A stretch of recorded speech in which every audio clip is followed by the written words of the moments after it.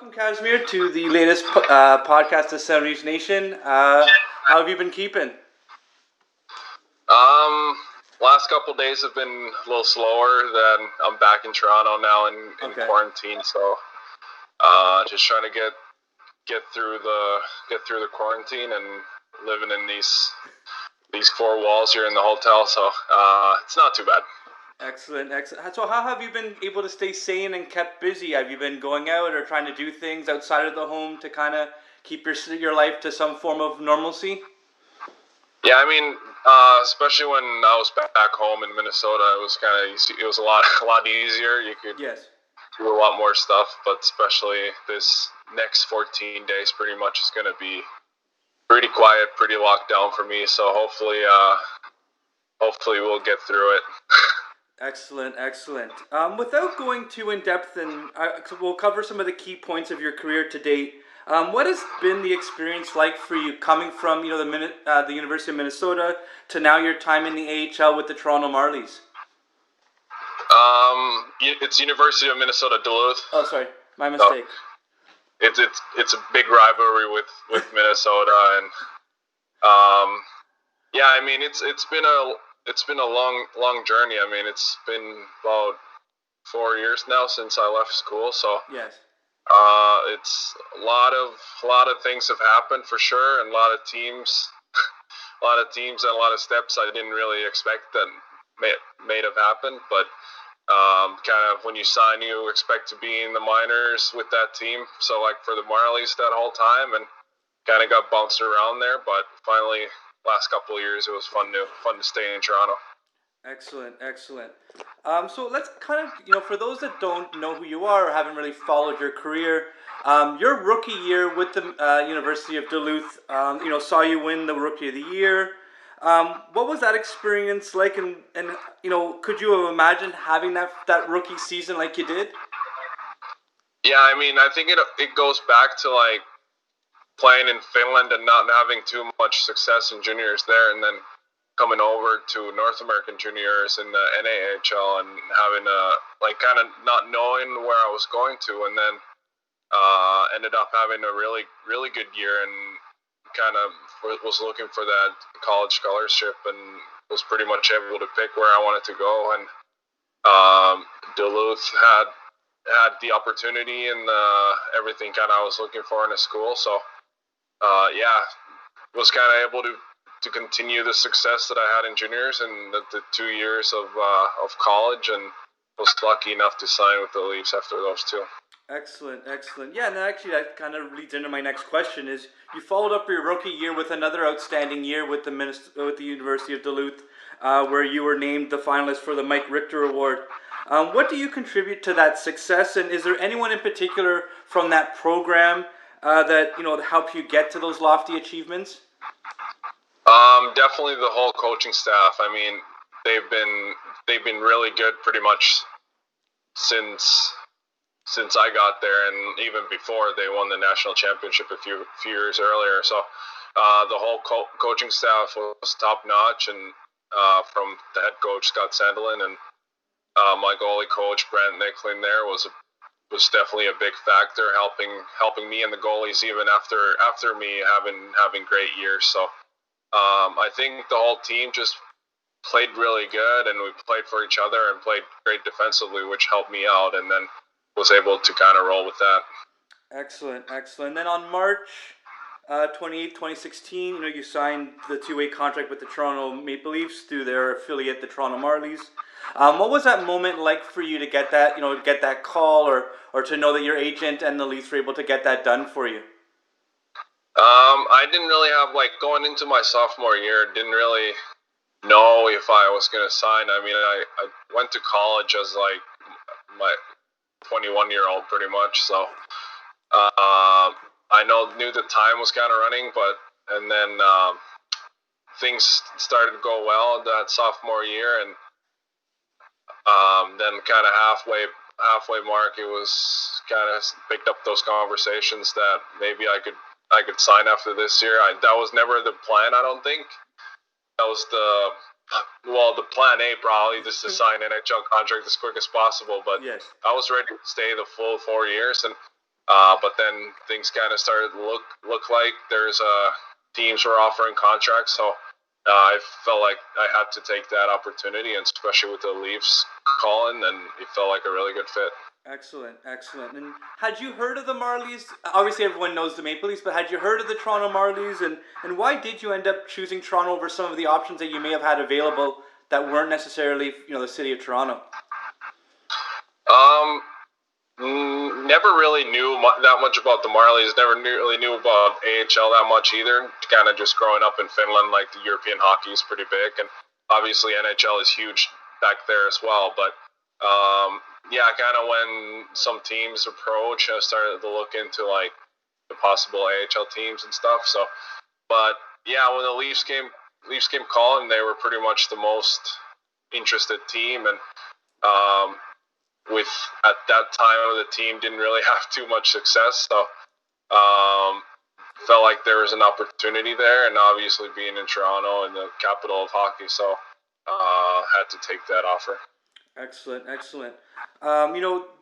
Being a goalie is very similar to some of the to a defenseman. It does take players a longer time to mature and kind of grow into your role. Has the organization reached out to you and kind of given you a plan to what your career will look like, and when do you foresee yourselves landing a full-time position with the Leafs?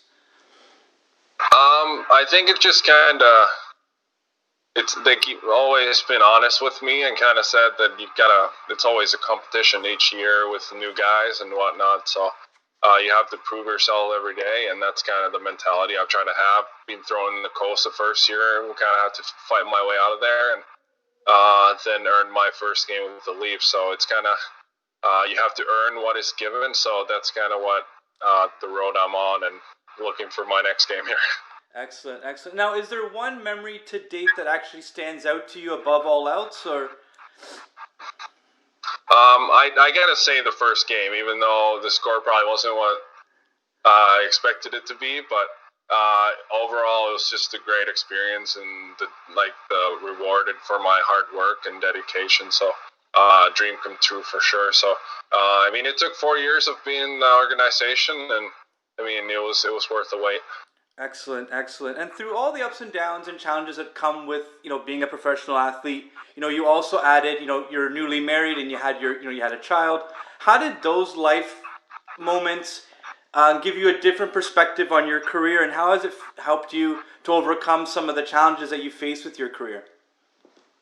Yeah, I got married 4 years ago, so not really newlywed, but yeah, our daughter being born December 2018 definitely was a big positive boost. And I mean, that season hadn't started that well, and I was injured a little bit there as well, and just kind of struggling. And then when she was born, things kind of turned around, and that's kind of when I started my run of pretty much good games that I was able to play for until the end of this season. So definitely like the maturity thing and the confidence thing that showed up on the ice right away, and yeah, just it was such a happy time, and still is. So you play your best hockey when you're happy, so that kind of relates to that.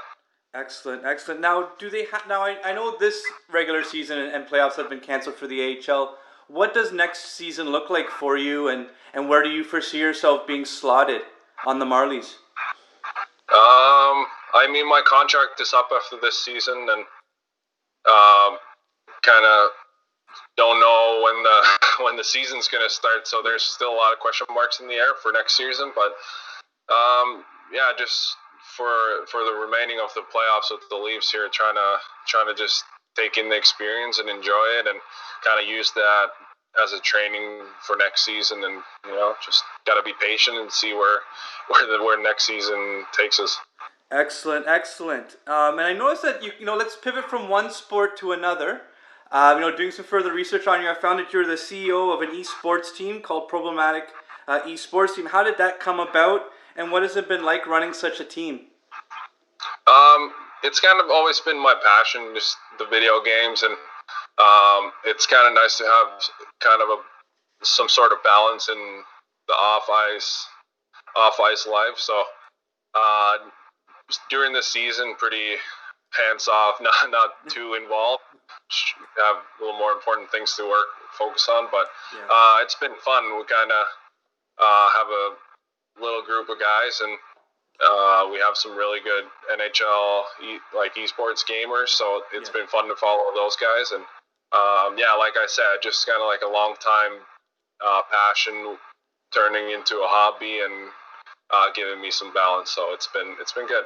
Excellent. Now, has your team ever bumped up against Zach Hyman's E team?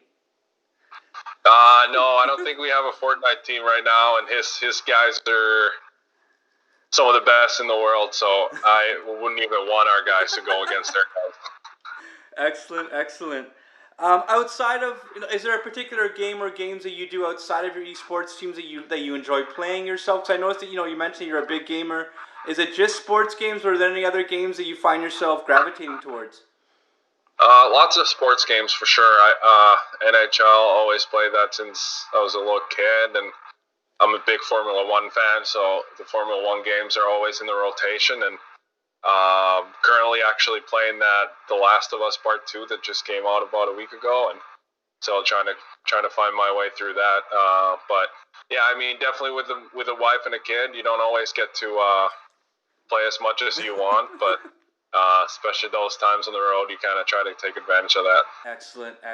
You just mentioned that you just arrived back in Toronto. Was that a team mandated thing, or was that something that you just wanted to kind of get back into a normal routine? Yeah, just trying to be available for that July 10th training camp date, and with the quarantine crossing the border, so that's kind of where it came in. Gotcha. No, that's fair. So it has been a pleasure having you. Is there any where can people follow you? Are there any other projects that you're promoting through social media? As a wrap up, kind of let our members know, or our listeners know, where they can find you and track you and maybe even get in contact with you. Yeah, I mean, just the basic Twitter and Instagram. I think my handle is my last name, so it might be hard to type in for some people, but. If you just search my name, you should be able to find that. And also, I think for the gamers and the fans of gaming, then I kind of stream on Twitch as well. My name is my username, so streams haven't been up as much as I kind of want to, but I try to be on there as well. So if you guys want to see me play some games and interact that way, so that's a good way as well. Excellent. Once again, it has been a pleasure. Thanks very much for joining us, and we'll definitely continue to monitor your career here in Toronto, and wish you all the best to you and your family. Yeah, thanks for having me. Thanks.